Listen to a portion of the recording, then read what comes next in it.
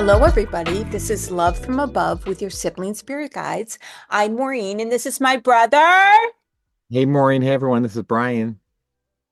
Hey, Brian. On this podcast, if you can believe it, we share channelings we receive from star beings, ascended masters, mythical beings who really exist, and occasionally our ancestors. And today's topic is one everyone needs to talk about: spiritual alignment. Brother, can you feel when you're spiritually aligned or when you're out of whack? Yeah, definitely. Definitely something I've been working on for some time. So these are all really good topics that a lot of them were pretty recent, but I don't know. Don't you think there's a lot going on these days with you? From what I just think there's a lot with the earth and in our sort of spiritual awakening that it seems like a lot of people from just things I'm tuned into, there's just seems like a lot of activity out there. So I think these are all Oh, really relevant. yeah, absolutely. Absolutely. And yeah, what a great message, to handle everything that's going on within your own life and the world life to be able to be spiritually aligned. So let's just dig right in with topic one, which is aligning the human presence. Do you want to start with that one? Let's do it. So it says, we are thrilled and grateful for this opportunity to speak to humanity. There are many who wish to discourse on important matters. The inclusion of the human species in the roundtable events of our nations have been long awaited. Your representatives have been duly represented you, but now is the time for humanity to step fully into their rightful position on councils regarding human activity. We wish to advise you of the plenitude that exists with regards to your human species. Um, so before we get in any further, I mean, we've heard that before, right? We've had messages that that in the past, humans have been represented by other entities, but now the humans are actually beyond these, galactic count or whatever these the different councils to represent, uh, um, you know, all of Earth. So what do you think about that? I know we've heard a lot of that same topic before. Yeah, and it's just a peek into it. I mean, we rarely get opportunities to ask questions because, of course, such a statement like that begets a million other questions. But yeah, we have, and I believe recently they've talked about like the Ascended Masters have served as our representatives on these councils when humanity wasn't in a position to be aligned enough, be awakened enough to serve. So it's just interesting. I always say that word interesting, but come on, Brian. I mean, it's just fascinating stuff, right? Yeah, yeah. It seems like something out of a sci-fi movie. You like, or doesn't it? And there's these beings of like all different that look all sorts of different ways. It's like out of a so anyway, we'll see. But Yeah, so I'll go on. They said, no being shall discourse with a human without their souls knowing content with this agreement of the situation. So what they're talking about is that they're not going to just, have an interaction with you without your soul's agreement. And so I said, it's like that Just Say No campaign that was popular years ago. And it said, yes, it's the same with regards to interplanetary species. The analogy is an apt one. It requires an ascension and agreement for both parties to communicate. The willingness of the human source is the most important agreement, for we are always willing to outreach to another species. So I got to stop there. I mean, that's really interesting because, there are all those stories from way back when where people were abducted and I don't want to, and people had traumatic experiences. I don't want to discount that, but this is saying that none of that could happen without a soul agreement. What do you think about that? yeah, I don't know. I mean, because I've read some of those things, and there were some. as we know, most the especially now, all the dark entities are gone. I think in the past there may have been some of the dark energies, um, UFOs that were more associated with that. That maybe that's the case. I'm not sure, but Oh, that's a good consideration that that may have been, yeah, that's because not anything anymore. I know they've said that they're all gone, and it's only any all these UFOs that we're seeing now are only um, positive entities that are out there. So, and they're here to help. So then they said, going on, they said the second quality that is looked for is fortitude. This experience can cause problems for those that are not aptly circuit wired for these opportunities. We do and can make adjustments. However, the strength of the individual person is necessary as well. We look for the openness of the heart of the individual and the ability to compute the many manipulations required to allow these communications to flow forth freely. So they're speaking about you, Maureen.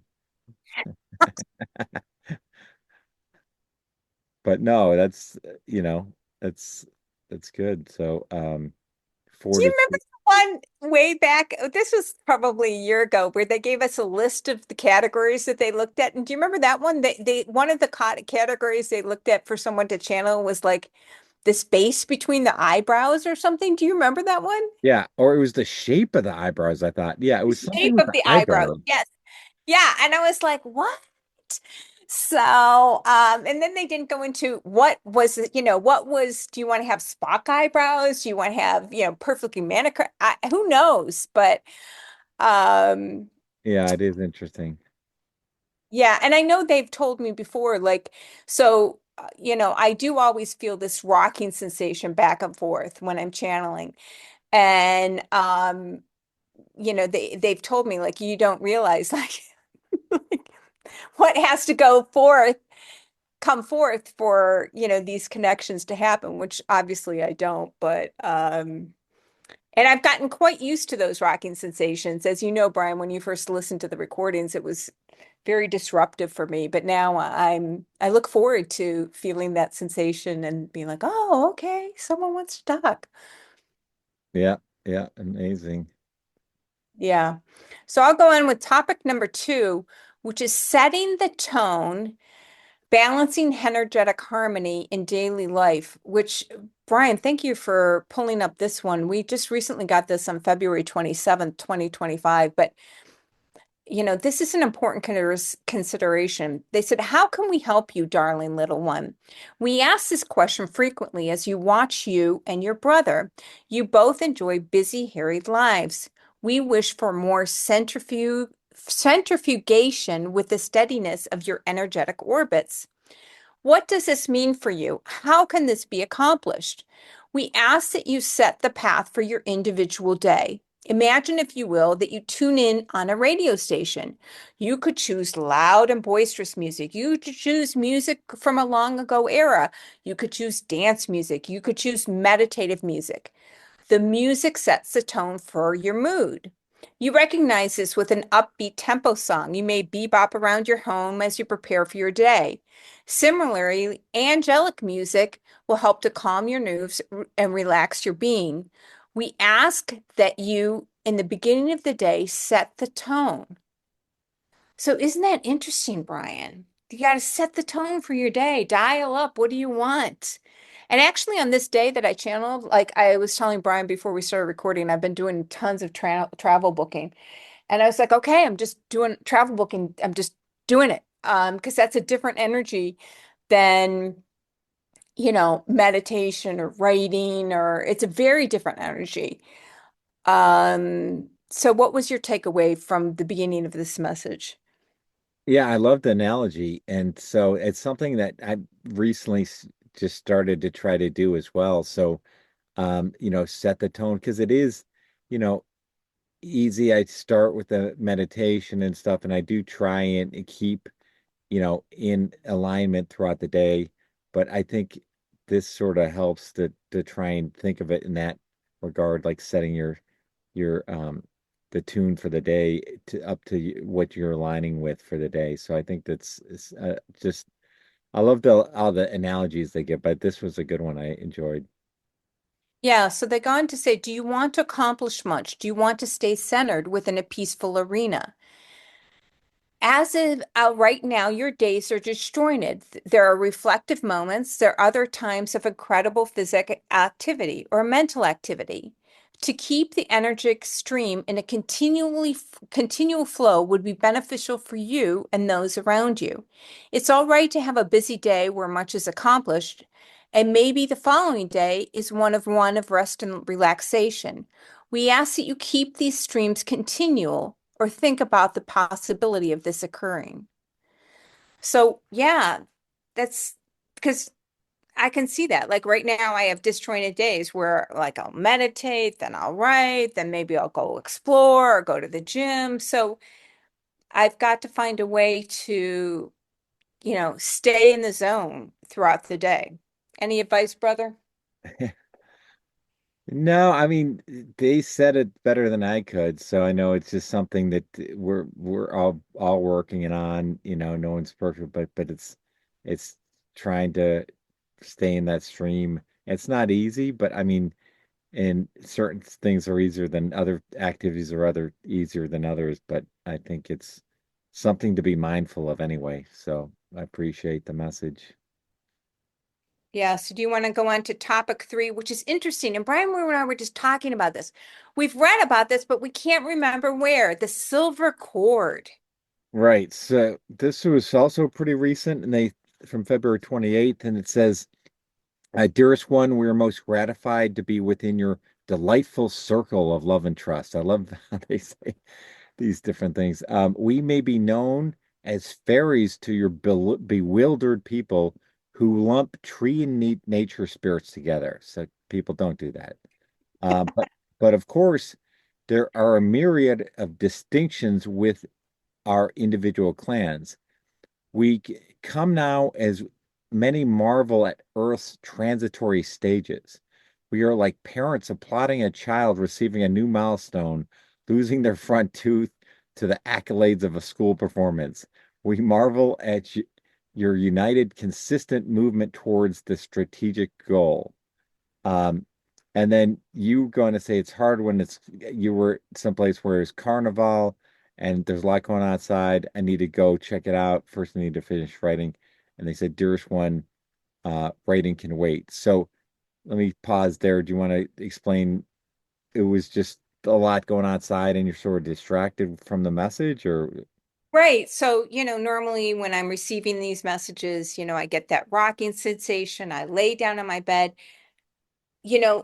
I've come to learn that um the proper position is very important. So I need to have my chin tilted up, my shoes off, my wallet, like anything with magnetics away from me.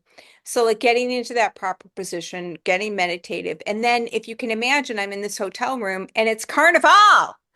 And like outside, there's like laughter and drums banging and like just bands playing and it's like, oh my God, I need to get out. And I've never been to Carnival. It's my first Carnival. I've been to Mardi Gras, but not to Carnival before. So I was just hearing all of this noise and they're like, relax, stay focused. But then they go on to say, forget the writing, experience the joy and wonder that exists outside the framework of your present abode. We delight in times of frolic.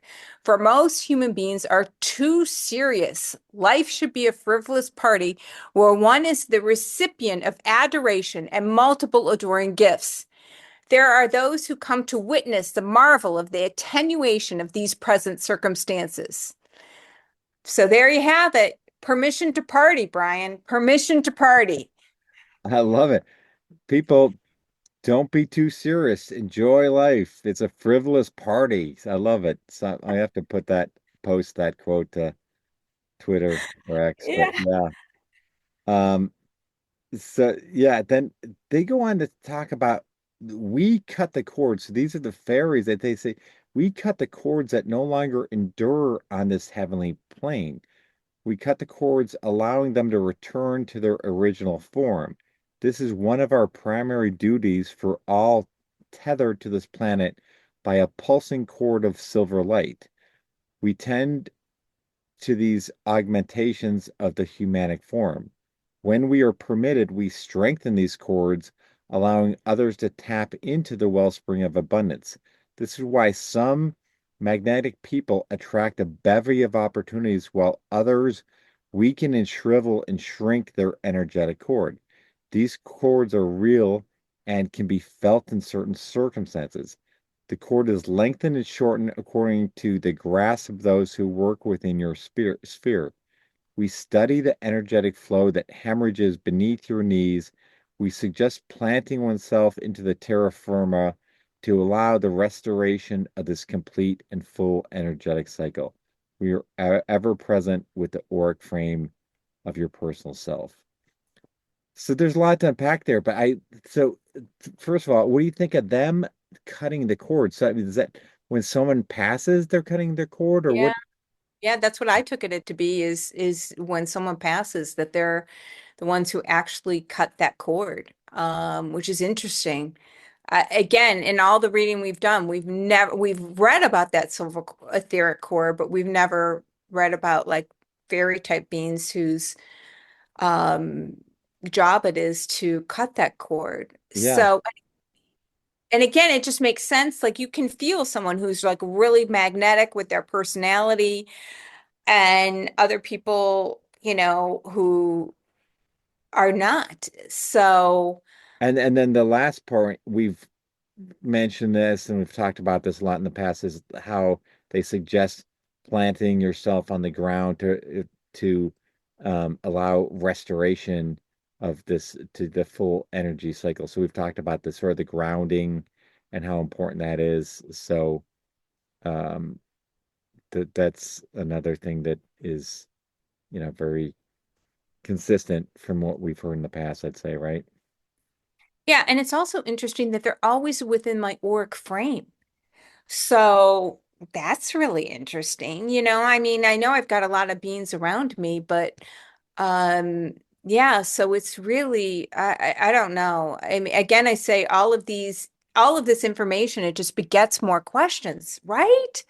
Right, because I thought it was more in nature that you experience these, but even wherever you are in the city and wherever, I guess they're always around. So it's interesting. Yeah. So I'll go on to the closing, which is from November 19th, 2024. What made you pull this one up, Brian? Well, I was just looking for something that aligned with this. This was about spiritual alignment, so it's sort of consistent with, our theme for today. Okay, so they go on to say, how can one not so in tuned with the ever-present reality tune into the mystical nature of the rhythms of your planet? The most frequent source of alignment is, of course, with your waters. The daily rituals of bathing, brushing the teeth, purifying the inside while cleansing the outside, um, these are the most beneficial, and we ask that you recognize this. Source is more than an opportunistic ritual to rid the body of dirt and debris. It serves a highest purpose as well. This is important to acknowledge. Without cleansing the body and cleansing the soul within the ultimate purpose of this ritual has been lost through the ages. So, yeah, you just think of how many religions like you need to wash before you pray, Islam being one of the major ones. So it's interesting. And our planet is a water planet. So, do you think of your daily shower as a time to cleanse the soul, brother? Well, I'm glad that when I don't know when we got this message back in November. I don't remember this. And so I'm gonna start, doing that, but it's nothing that I have been doing, but I'm gonna try and be more present to think about that during my shower time. But yeah, it is interesting. It makes sense though. Um, and I think it's good advice. So happy to share it with all of you. Yeah. Well, great pulling this one together, Brian. Thank you so much. All right. Thanks, everyone. Talk to you next time.